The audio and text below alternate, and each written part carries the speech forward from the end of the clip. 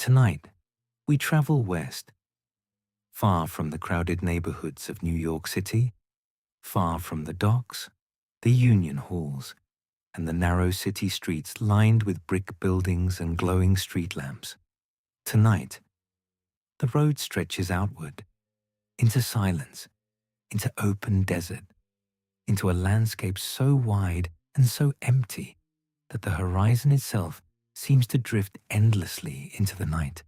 The wind moves gently across dry earth. Telephone poles stand quietly beside long highways. A distant car passes slowly beneath the stars, and somewhere ahead, hidden within the darkness of the Nevada desert, lights begin to appear. Small at first, faint, then brighter, golden, red, blue, neon signs glowing against the night sky. This is Las Vegas, a city that almost seems impossible, a city built where very little should have existed at all. Today, millions know Las Vegas for casinos, luxury resorts, bright lights, and endless entertainment.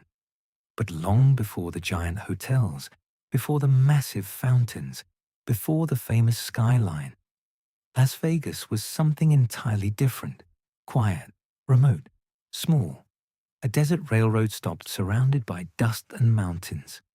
And yet, within only a few decades, this isolated place transformed into one of the most famous cities in America. A city powered by gambling, by entertainment, by money flowing endlessly through casino floors. And hidden quietly within that transformation were figures connected to organized crime, not always publicly, not always directly, but present, like shadows moving beneath bright neon light. To understand this story, we must begin before the casinos, before the glamour, before the desert glowed at night. In the early 20th century, Las Vegas was not a destination. It was simply a stop along the railroad. Travelers passed through. Workers arrived briefly, then departed. The surrounding desert felt enormous and unforgiving.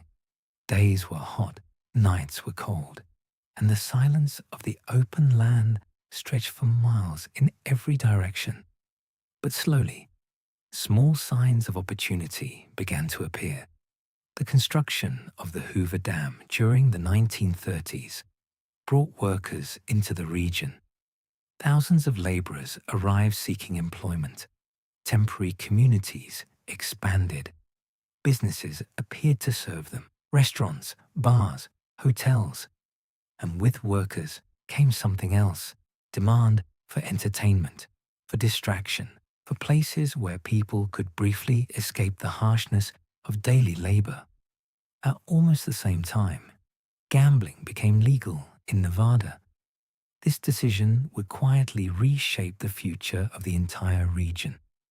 What had once been a quiet desert stop suddenly possessed something rare: freedom, opportunity, a place where gambling businesses could operate openly and where legal casinos could attract visitors from across the country.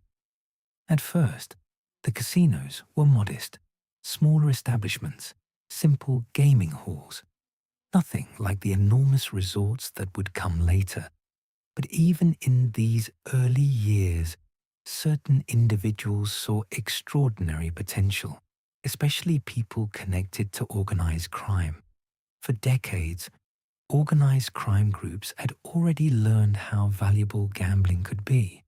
In cities across America, illegal gambling operations generated enormous profits. Card games, sports betting, underground casinos. These systems already existed quietly in many places. But Las Vegas offered something different: legitimacy, a place where gambling could exist publicly, openly, without constantly hiding from authorities. And this possibility attracted attention, particularly from figures who understood money, risk, and hidden opportunity. Among the most famous names connected to early Las Vegas history was Bugsy Siegel. Even today, His name remains closely tied to the mythology of Las Vegas. Siegel was charismatic, stylish, confident. He understood image, luxury, presentation. And unlike many traditional crime figures, he imagined something larger than small gambling halls. He imagined elegance in the desert, a glamorous destination, a resort experience unlike anything America had seen before. This vision became closely associated with the development of the Flamingo Las Vegas. The Flamingo was ambitious from the beginning, expensive, elegant, modern. Palm trees were planted in the desert. Bright signs illuminated the night. Guests were promised luxury, sophistication, and escape. But building such a project in the middle of the desert was extraordinarily difficult. Materials had to be transported long distances. Construction costs rose constantly. Delays created frustration. Money disappeared quickly. And behind the scenes, tensions grew. Still, the dream continued, because everyone involved understood something important. If Las Vegas succeeded, the rewards could be enormous. The opening of the Flamingo did not immediately bring perfection. There were problems, financial pressure, operational struggles. But despite these difficulties, the project helped establish a new identity for Las Vegas itself. Not merely a gambling town, but a destination, a fantasy, a glowing oasis rising from the desert floor. And slowly, other investors followed. More casinos appeared, more hotels rose beside the highways. Neon signs became larger and brighter. Visitors arrived from California, from the Midwest, from the East Coast. Some came seeking excitement. Others came seeking escape. For many Americans, Las Vegas represented freedom from ordinary life. A place where time felt different, where nights stretched endlessly, where music played continuously through casino halls. Inside the casinos, everything was carefully designed. Lights flashed softly across gaming tables. Slot machines rang with metallic sounds. Carpets glowed beneath chandeliers. Cocktail glasses reflected neon colors. There were no clocks, no windows, only movement, only atmosphere, only the constant sensation that the night might continue forever. And while guests enjoyed the glamour, money flowed quietly in astonishing amounts. Cash moved continuously through the casinos. Thousands of small transactions every hour. Gaming chips exchanged rapidly. Tables crowded with players. Machines collecting coins endlessly. This constant movement of cash created extraordinary opportunity. Because where money moves quickly, hidden systems can sometimes exist beneath the visible ones. Federal investigators would later focus heavily on what became known as skimming, the quiet removal of casino profits before official accounting records were completed. If a portion of casino revenue disappeared before taxes or documentation, that money became difficult to track. And because casinos handled such enormous volumes of cash, even small percentages could represent significant sums. These suspicions became central to many later investigations involving organized crime and Las Vegas casinos. Yet for visitors, none of this was visible. Tourists saw glamour, music, luxury, entertainment. Famous performers soon arrived to headline in casino showrooms. Singers, comedians, actors. Las Vegas transformed into a center of American entertainment culture. The desert city became increasingly associated with fantasy itself, a place where reality softened beneath neon light. And throughout the 1950s and 1960s, the city expanded rapidly.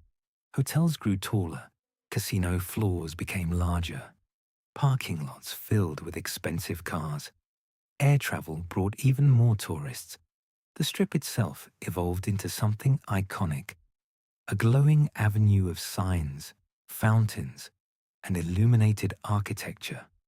At night, the desert sky reflected endless color, bright reds, electric blues, golden yellows, and somewhere beneath that dazzling surface, quiet financial systems continued moving invisibly. Over time, federal authorities became increasingly determined to investigate organized crime influence in Las Vegas. The Federal Bureau of Investigation expanded investigations into casino operations. Financial records were examined, connections traced, partnerships analyzed, informants provided information, wiretaps captured conversations, and slowly the hidden relationships behind portions of the casino industry became clearer. At the same time, American society itself was changing. Corporate investors began entering Las Vegas. Large companies recognized that casinos could generate enormous legal profits without relying upon hidden ownership structures. Public corporations possessed greater access to financing, larger development budgets, broader legal protections, and gradually the balance of power shifted. Where organized crime figures had once exerted major influence over portions of casino development, corporate ownership increasingly replaced them. Massive hotel corporations expanded operations. Older casinos changed ownership. Regulations strengthened. Oversight improved. And Las Vegas slowly transformed again. Not away from gambling, but away from the hidden systems that once shaped parts of its foundation. Still, the mythology remained, because the story of Las Vegas feels almost unreal. A city rising from empty desert, built upon risk, upon ambition, upon dreams of fortune. And somewhere within that remarkable transformation, organized crime undeniably played a role. Not the only role, but an important one. A quiet force moving behind early development, a hidden current beneath the neon river of the city itself. Tonight, as the desert wind moves softly through the darkness, imagine standing far from the casinos, far from the noise, looking toward the glowing skyline in the distance. The lights shimmer gently against the black horizon. Cars move slowly along the strip. Music drifts faintly through warm desert air. And beneath the glamour, history whispers quietly.